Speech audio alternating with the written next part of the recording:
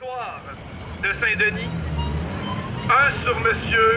Wolfred Nelson, c'est-à-dire les années qui ont suivi la défaite des Patriotes, et un très petit texte sur l'héritage des Patriotes jusqu'à aujourd'hui. Le 22 novembre 1837, l'armée de Sir Charles Gore arrive à Sorel. Le soir venu, Gore décide de marcher sur Saint-Denis, où il croit ne devoir faire face qu'à un faible détachement de patriotes.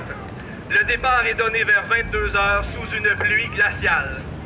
Gore a sous son commandement les compagnies de flanc du 24e régiment, une compagnie légère du 32e régiment, un détachement de la Royal Artillery et un détachement de la Royal Montreal Cavalry. Rendu à Sorel, l'armée s'adjoint une compagnie du 66e régiment britannique pour un total de 300 soldats réguliers, 300 tuniques rouges. Ils sont aussi accompagnés par le shérif Édouard Louis-Antoine Juchereau du Chêné et par le magistrat Pierre-Édouard Leclerc, détenteur de mandats d'arrestation contre certains chefs patriotes, dont Papineau, O'Callaghan et Nelson lui-même. Désirant surprendre les rebelles à leur réveil, l'armée britannique arrive au poste de Saint-Denis au matin du 23 novembre. Par contre, les soldats de Gore sont trempés, gelés et épuisés à cause du mauvais temps qu'ils ont dû subir. De leur côté, les rebelles de Saint-Denis, sous les ordres du docteur Wolfred Nelson, sont déjà sur le qui-vive. Les hostilités débutent vers 9 heures. Il y a alors au village 200 patriotes qui sont armés de fusils, dont la plupart en mauvais état. Certains affirment qu'ils ne possédaient pas 60 bons fusils. Les autres attendent que les premiers succombent pour prendre leurs armes. En plus d'occuper une douzaine de maisons le long de la grande rue qui longe la rivière, les insurgés ont érigé une barricade devant leur principale forteresse. Une maison connue de tous, l'imposante maison en pierre de 3 étages de la veuve Saint-Germain. De plus, une trentaine d'hommes sont posés autour de la distillerie de Nelson, le long du chemin, derrière le village et derrière différentes granges.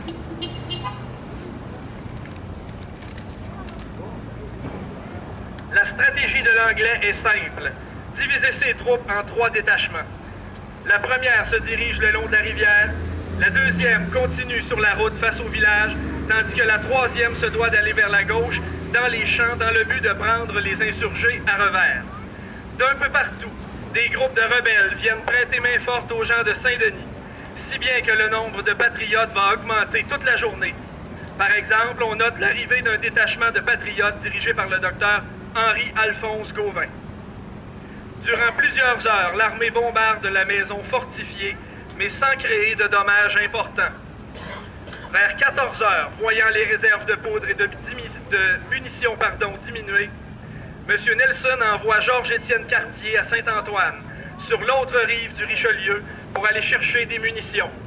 Après une traversée laborieuse, il revient avec un nombre considérable de patriotes de Saint-Antoine, de Contrecoeur, de Saint-Ours, de Saint-Roch et de Verchères.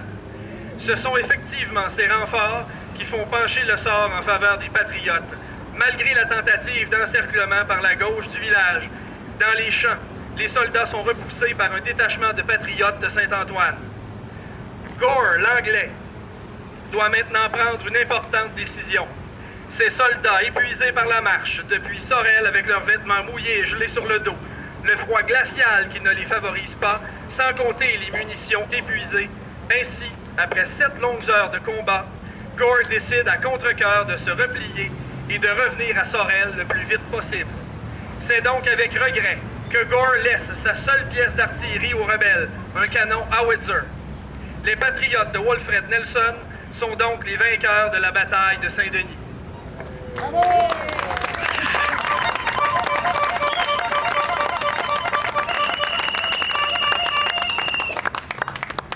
Selon Amédée Papineau, il y a une 60aine de morts chez les Britanniques, mais ceux-ci jettent les corps dans les rivières avoisinantes pour cacher le nombre des pertes.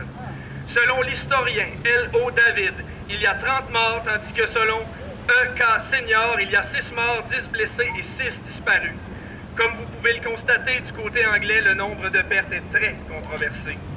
Du côté patriote, il y aurait eu 12 morts et 7 blessés.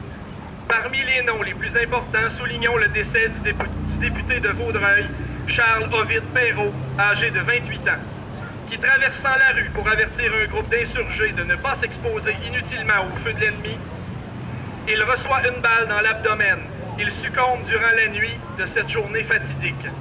Pour ce qui est des blessés, peu importe leur camp durant la bataille, ils sont soignés avec respect par les médecins patriotes, dont le docteur Nelson lui-même. Après la victoire historique de Saint-Denis, les autorités gouvernementales sentent pour la première fois qu'ils n'ont pas les choses en main. Mais la bataille du 23 novembre 1837 à Saint-Denis sera la seule et unique victoire des Patriotes lors des révoltes de 1837-38. En effet, Gore revient le 2 décembre suivant et incendie le village de Saint-Denis qui n'oppose aucune résistance. Walfred Nelson a été le médecin, mais aussi surtout le leader de cette victoire de Saint-Denis. Hommage à Walfred Nelson. Les années plus difficiles de la vie de M. Nelson après les révoltes lorsqu'il est revenu d'exil. Le 11 décembre 1837, Walfred Nelson est arrêté par un détachement du bataillon de Shefford près de Stockley dans les cantons de l'Est. Il est conduit à Montréal pour y subir son procès. Juin 1838, après 7 mois de prison, il signe un aveu de culpabilité et sa peine est transformée en un exil aux Bermudes avec 7 autres condamnés. Le 26 octobre 1838, la Chambre des communes de Londres déclare illégale la prononciation de la sentence d'exil prononcée par le gouverneur Durham et son conseil. En conséquence, les exilés quittent les Bermudes, mais sont interdits de séjour au Bas-Canada.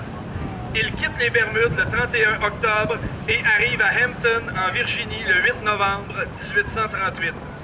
Ils quittent Plattsburgh pour Montréal en 1842, après que Louis-Hippolyte Lafontaine, devenu procureur général du Bas-Canada, eut introduit une procédure nolle prosequi à l'endroit des exilés. Ça veut dire tout simplement que la procédure de justice qui leur interdisait le séjour au Canada est devenue nulle. En 1844, Nelson est élu député de la circonscription de Richelieu au nouveau Parlement du Canada uni. Il vote avec les réformistes qui suivent Lafontaine. Il est réélu une seconde et dernière fois en 1848.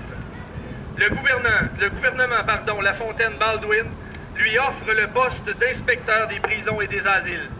En 1854, il est élu maire de Montréal pour un mandat de 2 ans. Il décède le 17 juin 1863, âgé de 71 ans, dans sa maison de la rue Saint-Jacques. Son corps est inhumé 3 jours plus tard au cimetière anglican de Sorel. Une plaque que l'on peut lire encore aujourd'hui sur sa tombe porte le message suivant.